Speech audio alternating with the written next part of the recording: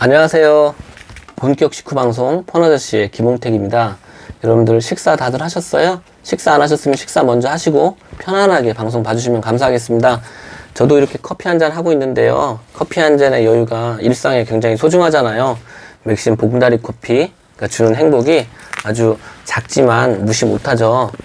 저도 이런 소확행의 기쁨을 드리는 채널이 되고자 노력하겠습니다. 그런 의미에서 폰아저씨 좋아요, 구독하기, 알람 눌러주시면 저에게 큰 힘이 됩니다. 꼭 좀 부탁드리겠습니다. 자, 오늘의 이야기는 저랑 친한 고객님의 사례를 통해서 여러분들 타산지석을 좀 삼았으면 해서요. 우리 친한 고객님이 오늘 어처구니 없고 황당한 일을 겪었어요.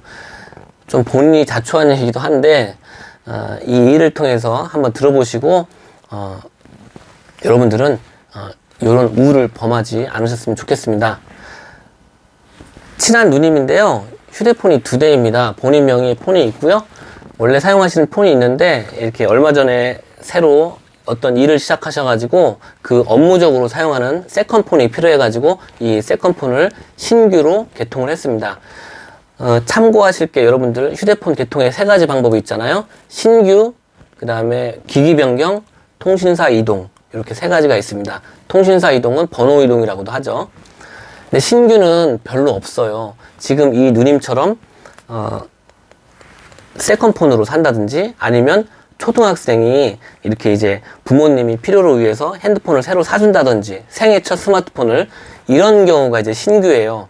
근데 간혹 매장에 모르는 분들이 이렇게 신규로 휴대폰을 뭐 아이폰이라든지 아니면 최신 스마트폰을 신규로 원해서 구입하겠다고 문의가 들어오는 경우가 있는데 대부분의 일반 스마트폰 판매점에서는 이렇게 모르는 사람이 신규를 개통한다고 하면 잘 안 해줍니다. 왜냐하면 이 깡이라고 그러죠. 이 휴대폰을 뭐 내구재라고도 하고 그 대출의 용도로 이렇게 사용을 하는 그런 나쁘게 악용하는 사례가 있고, 또 휴대폰을 개통을 했는데 얼마 안 있다가 미납이 되거나 그 해지가 되면 이 판매한 곳에서 그 받은 수당보다 더 큰 금액을 이렇게 벌금으로 환수를 당합니다. 벌금을 내야 돼요. 그래서 신규는 굉장히 아는 사람 아니고서는 좀 꺼려하는 그런 절차이고 대부분 많이 하진 않아요. 근데 이분은 세컨폰으로 일단 신규 폰을 개통했는데 해지를 하시겠답니다. 개통한 지 2년이 안 돼서 위약금이 발생하거든요. 근데 위약금을 내고서라도 해지를 하겠다고 하는 거예요. 핸드폰을 별로 쓸 일이 없다는 거예요. 왜냐면 이 누님이 할부 회선이 안 나왔는지 그런 것 같아요. 그래가지고 남편분 명의로 개통을 했거든요. 그러니까 이제 본인 명의가 아닌 남편분 명의로 하니까 이게 인증 같은 거를 휴대폰으로 본인 인증 받는 게 너무 힘든 거예요. 여러분들 꼭 이 부분에서 꼭 알아두실 게 뭐냐면, 휴대폰은 정말 피치 못할 사정이 아니면 가급적이면 여러분 본인 명의로 사용을 하셔야 됩니다. 개통할 때 조금 번거로워서 그냥 이렇게 가족 명의로 개통을 하면 나중에 더 큰 불편함으로 다가오고요. 아무튼 명의가 본인이 아니면 굉장히 힘듭니다. 이 가입하는 거는 휴대폰을 팔아먹는 거니까 쉽게 빨리빨리 해주는데요. 변경 업무나 해지 업무는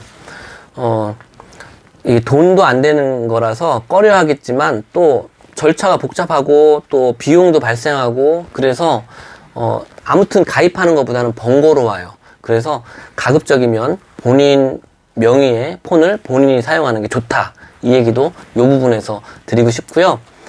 이분은 그래가지고 남편분 명의로 된 폰을 저에게 이렇게 해지 요청을 하셨는데요. 제가 해지를 하려고 이렇게 알아보니까, 저는 판매점이잖아요. 판매점의 장점은 뭐냐면 휴대폰을 통신 3사를 비교해가지고 싸게 이렇게 판매를 대리점보다 할 수가 있는 반면에, 안 좋은 점은 이 전산의 권한이 없어요. 그래서 내가 이분 통신사에 두드려가지고 직접 알아볼 수 있는 게 아니라서 전화로 개통실 여직원에게 물어봐야 됩니다. 그 과정을 거쳐야 돼요. 그 대신 이제 통신 3사를 넘나들면서 할 수가 있는 게 또 장점이 되겠죠. 그래가지고 이제 개통실 직원에게 해지를 알아봤는데, 왜 그런지 모르겠는데 결합을 풀어야지 해지를 업무를 볼 수가 있다는 거예요. 인터넷과 결합이 되어 있는데 일단 결합된 거를 풀어야 됩니다. 누가요? 본인이, 명의자가 풀어야 되는 거예요. 그래서 이 누님한테 얘기를 했죠. 남편분을 통해서 결합을 먼저 풀어달라. 그럼 내가 해지를 해드리겠다. 근데 여기에서 이렇게 두 가지를 거치는 것보다 가까운 거기 전화국이 있다라는 거예요. 그래서 남편분한테 전화국에 이렇게 같이 가면 되겠다. 그럼 내가 해지를 할게. 이제 이랬어요. 그래서 그렇게 하시라고 안내를 드렸거든요. 이제 끝났죠. 근데 오후에 이 누님이 전화가 왔어요. 핸드폰을 해지를 한다고 했잖아, 이분이. 위약금을 내고서라도. 아니, 근데 핸드폰을 해지를 한 게 아니라 핸드폰을 바꿨다는 거예요. 새 폰으로. 그 무슨 일이냐 그랬더니 해지를 하러 그 전화국에 갔는데 그 전화국 직원이 그랬대요. 이거 왜 해지를 하려고 하냐. 해지 사유를 물어봤겠죠? 그랬더니 이 누님이 좀 전에 말씀한 대로 본인 명의의 폰이 아니라서 굉장히 불편하다. 이런 식으로 이제 얘기를 했나 봐요. 위약금을 내더라도 해지를 하겠다. 그 직원이 이제 그냥 해지를 했으면은 상관이 없는데 판매 의지가 좀 불타오르는 직원이었는지 어쨌는지 고객님 그거 명의를 바꾸시면 그 번호 그대로 쓸 수가 있고요. 본인이 좀도 그렇게 하실 수가 있어요. 뭐 명의를 바꾸면 맞는 말이죠. 예. 근데 이 누나가 해지를 하러 간 그 본분은 잊어버리고 거기서 마음이 바뀌어 버립니다. 이 사람 마음이라는 게 정말 갈대와 같아 가지고요. 살까 말까? 이게 뭐 이 폰으로 할까 저 폰으로 할까? 굉장히 변하는 경우가 부지기 있습니다. 심지어는 폴더폰을 하러 왔다가 S20을 하는 경우도 있어요. 이렇게 간극이 큽니다. 사람 마음이라는 게. 순식간에 변해요.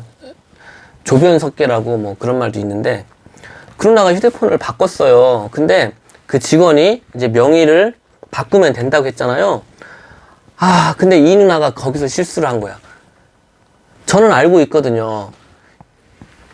명의를 바꿀 수가 없습니다. 왜냐면 남편이 맞긴 한데 법적으로는 남편이 아닙니다. 법적이라는 거는 무슨 말이냐? 가족관계 증명서 상에 띄었을 때 거기에 남편이라고 나와 있어야 돼요. 명의 변경은요, 아까 그 신규도 사고가 많다고 했잖아요. 땅 이런 것 때문에. 이 명의 변경도 과거에 사고가 워낙 많았습니다. 타인 명의를 이렇게 빌려가지고 개통을 해가지고 막 그런 경우가 많아가지고요. 지금은 법이 강화가 돼서 가족 간 명의 변경밖에 안 됩니다. 그래서 명의 변경을 하려면 가족관계 증명서를 떼와야 돼요. 근데 이 누님과 남편과의 관계는 법적인 부부지간은 아니거든요. 어찌됐든 이걸 띄었을 때 여기에 나와야 되잖아요. 거기에 안 나오는 부부관계란 말이에요. 그래가지고 그냥 휴대폰만 바꾼 거죠. 남편 명의로. 근데 개통 취소를 해야 되는데 휴대폰을 개봉을 했잖아요. 뜯어가지고 개통 취소가 안 된다고. 거기선 당연히 그렇게 얘기를 하죠. 이 휴대폰을 개통을 하면 그 폰을 다시 팔 수가 없습니다. 중고폰이 되는 거예요. 여러분들 새 차를 사러 갔는데 중고폰을 사시겠습니까? 안 사죠. 죄송합니다.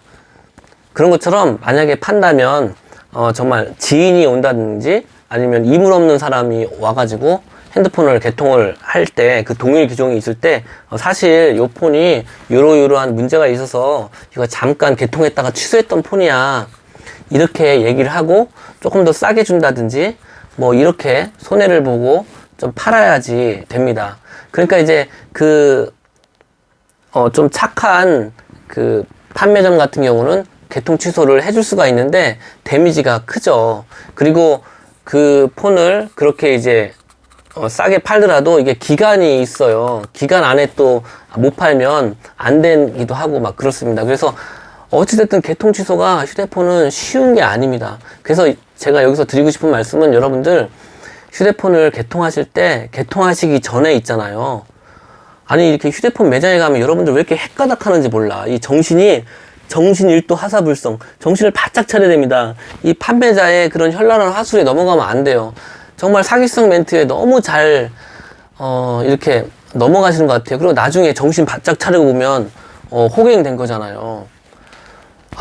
진짜 어떻게 할 수가 없습니다. 그분 성격에 그 매장 가가지고 이렇게 드러눕는 성격도 아니에요.